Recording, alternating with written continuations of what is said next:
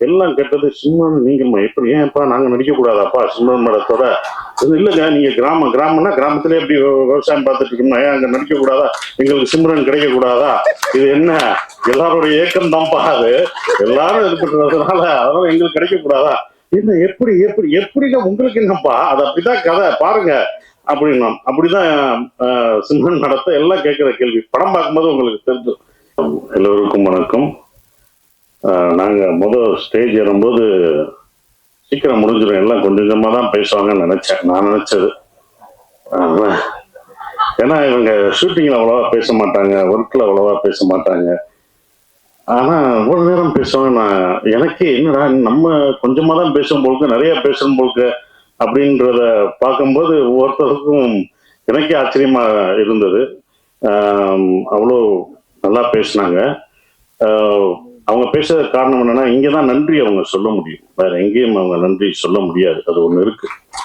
ஒவ்வொருத்தவங்களும் வேற எங்க அவங்க தனியா பார்த்து அவங்க நன்றி நன்றின்னு சொல்ல முடியாது. அந்த நன்றி மறக்காம இருக்கணும் அப்படின்றதுக்காக தான் இங்க ஒவ்வொருத்தவங்க அந்த நன்றியை தெரிவிச்சுக்கிறாங்க. அப்படிதான் நம்ம பார்க்கணும். அந்த நன்றி வெற்றி பெற்ற பிறகும் அந்த நன்றியை நீ உன் தயாரிப்பாளருக்கு காமிக்கணும்னு நான் அந்த டைரக்டருக்கு நான் ஒரு அட்வைஸா அதை சொல்லிக்கிறேன். அதுதான் நன்றி. நீ அது முடிஞ்ச பிறகு நீ என்ன நன்றி செலுத்துறியோ அதுதான். எல்லாம் படத்தை பத்தி சொன்னாங்க, எப்படி வரும் அப்படி வரும்ன்ற ஒரு விஷயம் சொன்னாங்க. நல்லா இருக்கு. அதெல்லாம் நம்பிக்கை தான், எல்லாருக்கும் இருக்கிற நம்பிக்கையில தான் அவங்களும் அந்த நம்பிக்கையில, ப்ரொடியூசர் அந்த நம்பிக்கை வச்சிருந்தாரு. அந்த நம்பிக்கை நிறைவேற்றிய டைரக்டருக்கு அவ்வளவு வாழ்த்து சொல்லும்போது இன்னும் சந்தோஷமா இருக்கு. என்ன நினைச்சு ஒரு ப்ரொடியூசர் தான் ஒரு படத்தை பார்த்துட்டு இது நல்லா இருக்கு எனக்கு திருப்தின்னு சொல்லணும். அது ஒரு 100% சொன்னது எனக்கு சந்தோஷமா இருக்கு. இருந்தாலும் நல்லா எழுதிட்டோம் அப்படின்னு ஒண்ணு இருக்கும்ல, நல்லா நல்லா எழுதிருக்கோம்டா சப்ஜெக்ட், ஆனா என்ன ரிசல்ட் வருதுன்னு ஒரு பயம் இருக்கும். அந்த பயத்தோட இருக்கிற மாணவனா மே 1 அந்த ரிசல்ட்டுக்காக மக்களும் நீங்களும் கொடுக்க போற அந்த ரிசல்ட்டுக்காக காத்துக்கிட்டு இருக்கோம். அதுதான் நான் காத்துட்டு இருக்கேன். ஏன்னா எங்க படத்தை பத்தி நீங்க தான் பேசணும். நாங்க இங்க படம் இப்படி பண்ணிட்டோம் அப்படின்னு சொல்றதை விட நீங்க நல்லா இருக்கும், நீங்க தான் எல்லாருமே சொல்லணும். மக்களும் ப்ரெஸ் எல்லாமே நீங்க சொல்லணும். எனக்கு இந்த படம் சொன்னார் ஃபுல்லா அபி 24 வயசு பையன் சொல்லும் போது இங்க வயசு முக்கியம் இல்லை, நல்ல கதை நல்ல விஷயம்தான் முக்கியம். அதை யுவராஜ் அந்த டீம் பார்க்கல. ஏன்னா அவங்க ஒரு ப்ரொடக்ஷன் ஃபர்ஸ்ட் என்கிட்ட சொல்லும் போது 2 நண்பர்கள், அந்த 2 பேரும் நண்பர்கள், அற்புதமான நண்பர்கள். அதுவே எனக்கு பிடிச்சி போச்சு. முதல் பாஸ் நண்பர்களா இருக்கீங்க, இப்படி ஒரு நட்பா அப்படின்னு ஒண்ணு இருக்கும்ல, அந்த நட்புக்கே ஏதோ செஞ்சாகணுமே அப்படின்றது. 2வது அவங்க எடுத்த படங்கள் 2மே எல்லாருக்கும் பிடிச்ச படம், கேட்கவே தேவையில்லை, அவ்வளோ பர்ஃபெக்டா செலக்ட் பண்ணி சொல்லுவாங்க. அப்புறம் நம்ம என்ன சொல்றது, நம்ம தான் அதுக்குள்ள போறேன், நான் தான் இந்த படத்துக்குள்ள நுழைஞ்சிருக்கேன். அது எனக்கு தான் பெரிய ஒரு விஷயமா நான் நினைக்கிறேன். கதை சொல்லும் போது கூட அப்படியே அந்த மியூசிக் எல்லாம் போட்டு விட்டாப்புல, அங்க போட்டு சார் அப்படின்னு வரும் சொல்றாப்புல. நான் சொல்லலை, நான் பாட்டு சீரியஸா பார்த்தேன். கேட்டுக்கிற யுவராஜ் சிரிக்கிறாப்புல, யுவராஜ் அழுகிறாப்புல, என்னடா கூட வந்த ப்ரொடியூசர் அழுகிறாப்புல. நான் அப்படி திரும்பி பார்க்குறேன், ஒரு சவுண்டு கேட்குறேன்னு பார்த்தா பக்கத்துல இருக்க ப்ரொடியூசர்ஸ் அதுக்கு அழுகிறாப்புல. திடீர்னு அவர் சிரிக்கிறாரு. ஓகே, இது சைட் எஃபெக்ட் கொடுக்குறாங்க போலுக்கு அப்படின்னு நினைச்சேன். அதுக்கப்புறம் எனக்கு உண்மையிலே கதை ரொம்ப பிடிச்சிருந்தது. ஏன்னா நான் கேட்ட கதையிலே ரொம்ப நாள் ஆச்சு நான் அப்படி கேட்டு. உண்மையிலே ஒரு ஒரு கதையை முதல்ல இருந்து கடைசி வரைக்கும் எந்தவித மாற்றமும் செய்யாமல் அப்படியே இருக்கிற இதை மாத்திக்கலாம் அப்படி மாத்திக்கலாம் அப்படி மாத்திக்கலாம் அப்படி எதுவுமே இல்லை. அது கரெக்டா இருந்தது, அது கரெக்டா தான் எடுத்திருக்காங்க. எந்த மாற்றம் இல்லாம செஞ்சதுதான் இது அபியோட இந்த டைரக்டரோட வெற்றியா நான் நினைக்கிறேன். அது ஒண்ணு.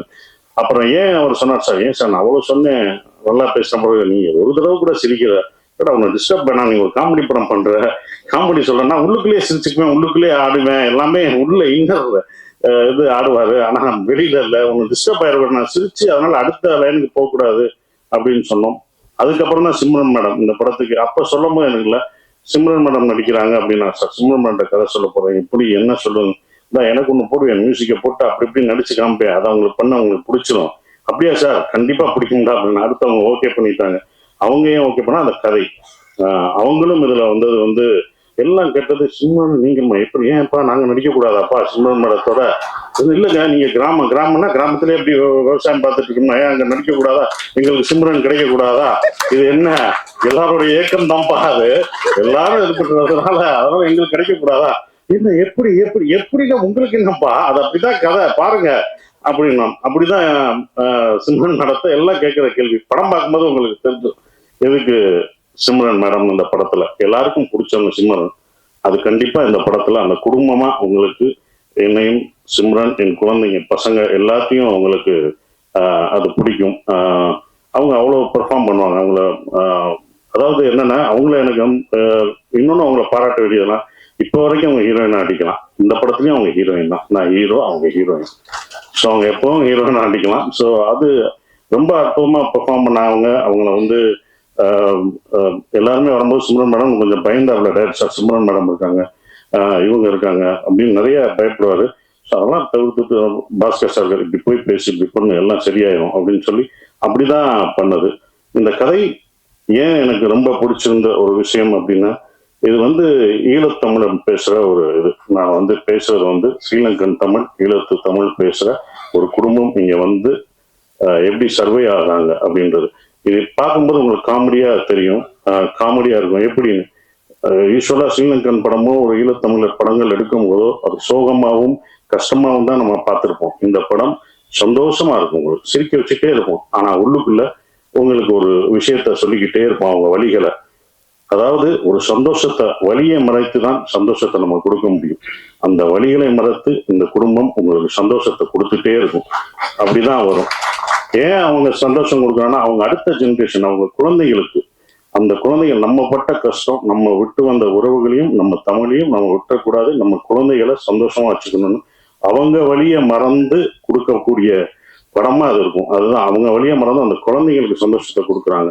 உலகத்தில் உள்ள எல்லா தமிழரும் எல்லாருக்குமே பொருந்தும். எல்லா தமிழர்களுக்கும் உலகத்தில் உள்ள எல்லா ஈழத்தமிழர்களும் அவங்க பசங்க பார்க்கும்போது, இந்த படத்தை பார்க்கும்போது நம்மளுடைய கல்ச்சரையும் நம்மளுடைய தமிழும் மறந்துட்டு நம்ம இங்கிலீஷ் பேசிட்டு இருக்கோம். கண்டிப்பா தமிழ் நம்ம மொழியை கத்துக்கணும் அப்படின்ற ஒரு 10 பேர் வந்து அப்படி வந்து மாணவர்கள் வந்தாங்கன்னா, பசங்க வந்தாங்கன்னா, அதுதான் இந்த படத்தோட வெற்றியா நான் நினைக்கிறேன். அது கண்டிப்பா நடக்கும் அப்படின்ற அந்த நம்பிக்கை எனக்கு இந்த படத்து மேல ரொம்ப ஸ்ட்ராங்கா இருக்கு. நம்பிக்கை தான் இருக்கு. அது மாற்றும். உலகத்தமிழ் எல்லாரும் பார்ப்பாங்க அதை அப்படின்ற நம்பிக்கை இருக்கு. அவங்க ஃபேமிலியோட கூப்பிட்டு வந்து பார்ப்பாங்க.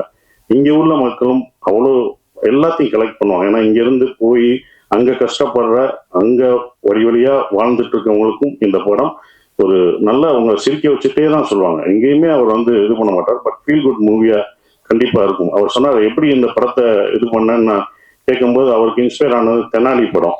அதை அவர் சொல்ல மறந்துட்டாரு. தெனாலி படத்தை நான் இன்ஸ்பயர் பண்ணி தான் சார் இதை நான் எடுத்தேன். இந்த படம் பார்க்கும்போது உங்களுக்கு தெனாலி மொழி படங்களை ஞாபகப்படுத்தும் நம்புறேன் நான். அது கண்டிப்பா இருக்கும். அப்படிப்பட்ட ஒரு படம் இந்த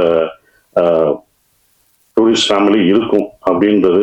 இந்த படத்துல மலையாளத்துல இருந்து வந்திருக்காரு. அந்த மலையாள இதெல்லாம் மறந்து அழகா என் மகனா சூப்பரா பண்ணாரு.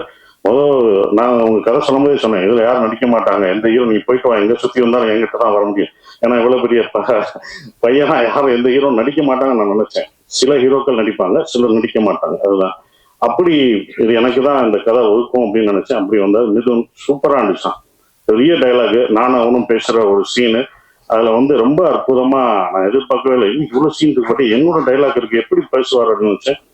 ஆனா அற்புதமா பேசி இது பண்ணிட்டாப்ல. படம் பார்க்கும்போது உங்களுக்கு தெரியும். இந்த படத்துல யோகி பாபு சாரு எல்லாமே இருக்காங்க, பெரிய ஆர்டிஸ்ட்லாம் இதுல இருக்காங்க. யோகி பாபு இருக்காரு, நான் இருக்கேன். எல்லாமே இருந்தாலுமே அந்த குட்டி பையன் முள்ளியா நடிக்கிறான். அவன் தான் இந்த படத்துல காமெடியனே. சிரிக்க வைக்க போறது அந்த பையன் தான். நாங்கெல்லாம் காமெடியன், நாங்கெல்லாம் கேரக்டர் ஆர்டிஸ்ட், அவன் தான் காமெடியனா இருப்பான். அது இது பண்ண மாட்டோம். அது கண்டிப்பா அவங்க நிச்சயம் கொடுக்கும். அப்புறம் மியூசிக் ஷான் ரோல்டன், அது அவரோட நம்ம ஒரு படத்துல நம்ம பாட கேட்டுக்கிட்டே இருந்தோம், அவரை பிடிக்க முடியல. அது ஒரு படம், ஒரு பாட வருவாரு, நான் ரொம்ப பிஸியா இருந்தாரு, பாட முடியாதுன்னாங்க. ஆனா இந்த படத்துல எனக்கு 2, 3 எத்தனை வாய்ஸ் கொடுத்துக்கிட்டே இருக்காரு. இது பார்த்தா நம்ம அடுத்த படத்துல ராஜ்மோகன் படத்துலயும் அவருக்கு தான் மியூசிக். வா வா நீ அப்ப விட்டு இல்ல, இப்ப நான் முடிச்சிட்டேன் பாரு அப்படின்ற மாதிரி தான் இருந்தது. பட் ரொம்ப ஜாலியா இருந்தது. நாங்க ப்ரொமோஷன் போடுறதுலாம் அவரும் நானும் அழகா சேர்ந்து போயிட்டு இருக்க ஒரு விஷயம். மோகன்ராஜ் எனக்கு ரொம்ப சந்தோஷமா இருக்கு.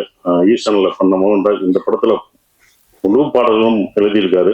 அடிக்கடி அவரை பாராட்டி சொல்லும் போதெல்லாம் எனக்கு நான் ஜெயிச்ச மாதிரியே அப்படி இருக்கும். அவரை பத்தி சொல்லும் போது சார் தேங்க்யூ தேங்க்யூன்னு சொல்ற மாதிரி மோகன் சார் அப்பவே அவர் நல்லா தெரிஞ்சிருக்கணும். சரி இதெல்லாம் எழுதிருக்காரு, எனக்குலாம் தெரியல, எங்க எந்த பாட்டு எழுதிருக்காங்க, இந்த பாட்டு எழுதிருக்காங்க சாண்டோன்னு சொன்னாங்க. தெரியுங்க அவர்கிட்ட, நான் அப்ப இருந்து சொல்றேன், பின்னாடி உட்காருங்க, முன்னாடி உட்காருங்க, முன்னாடி உட்காருங்க. இன்னைக்கு முன்னாடி உட்கார்ந்து இருக்காரு. இப்பதான் நீங்க எல்லாருக்கும் தெரியுவீங்க. இந்த முன்னுக்கு வர்றதுக்கு தான் இத்தனை வருஷம் நம்ம எழுதுறதுல யார் எழுதுன்னு தெரியாது, உங்க முகம் தெரியும். இப்ப உள்ள கவிஞர்கள்லாம் ஒரு பாட்டு எழுதிட்டு முகத்தை அப்படியே காமிச்சுக்கிறாங்க, ஆடுறாங்க. அதனாலதான் இந்த படத்துல ஆட விட்டுருக்கோம். அவரை வாங்க ஆடுங்க, அப்படியும் இருட்டுக்குள்ள போறாரு, ஏற்கனவே முகம் தெரியலன்னா உன்னை இங்க ஆட வைக்கணும் அப்படின்னு சொல்லிட்டு இருட்டுலதான் ஆடிடுவாரு. அப்பயும் கூட்டு வந்து இந்த படத்துல ஆட வச்சிருக்கோம். ஸோ அவ்வளோ சிறப்பா இந்த பாடல்கள் எழுதியிருக்காரு. ஆனா ஒண்ணு சொல்லுவார் அடிக்கடி, ஏன்னா எனக்கு ரொம்ப பிடிச்சிருந்த வரிகள்லாம் நிறைய எழுதியிருக்காரு. அந்த வரிகள் எனக்கு ரொம்ப பிடிச்சது. சந்தோஷமா நீங்க கேட்கும்போது ரொம்ப ஃபாஸ்ட் பீட்டா இருக்கும், ஆனா உள்ளுக்குள்ள எப்படி வழிகள், சந்தோஷமான பீட்டை கேட்டாலும் வழிகள் இருக்கும், அப்படிதான் இந்த படம் இருக்கும். சந்தோஷமா இருப்பீங்க உள்ள, அவங்களோட கஷ்டங்கள் சந்தோஷமான இந்த ஹாப்பி டேஸ்னுவாங்கல்ல, ஹாப்பி லைஃப், அந்த மாதிரி லைஃப் இஸ் பியூட்டிஃபுல், அன்பை போதிக்க போது இந்த படம். வெளியில வரும்போது நீங்க அன்போட வந்தாலே அதுவே எங்களுக்கு வெற்றின்னு நினைக்கணும். அப்கோர்ஸ் இவங்க எடுக்கிறாங்க இந்த படம், இன்னொன்னும் பர்சனலா ஜெயிக்கணும். ஏன்னா அவங்க எடுத்த 2 படத்தோட இதோட ப்ரொடக்ஷன் காஸ்ட் ரொம்ப ஜாஸ்தியா இருந்தது. நானே பயந்து, என்னப்பா இவ்வளவு செலவழிக்கிறீங்க, வேணாம்ப்பா அப்படின்னு. இல்லை சார், இந்த படத்து மேல எனக்கு நம்பிக்கை இருக்கு, இதை நல்லா பண்ணும் சார், நல்லா பண்ணும் சார், இவங்கெல்லாம் வரணும் அப்படின்னு சொல்லி அவங்க பண்ணது வந்து மறக்க முடியாத ஒண்ணு. அவங்களுடைய நம்பிக்கைக்கு இந்த படம் வெற்றி பெற்று அவங்களுக்கு என்ன செலவழிச்சாங்களோ அந்த காசு வந்து கொடுத்துட்டாலே எனக்கு ரொம்ப, ஒரு ப்ரொடியூசரா நான் சந்தோஷப்படுவேன். அது வரணும், அப்பதான் அது நல்லா இருக்கும்னு நான் நினைக்கிறேன். மற்றபடி இதை நீங்க தியேட்டர்ல May 1 படம் ரிலீஸ் ஆகுது, நீங்க பாருங்க. நானும் உங்களோட சேர்ந்து அதை ரசிச்சு பார்க்குறேன். மறந்துடாதீங்க, நீங்க தான் உங்களோட ஆதரவை தரணும். May 1 மறந்தாம பாருங்க. தேங்க்யூ.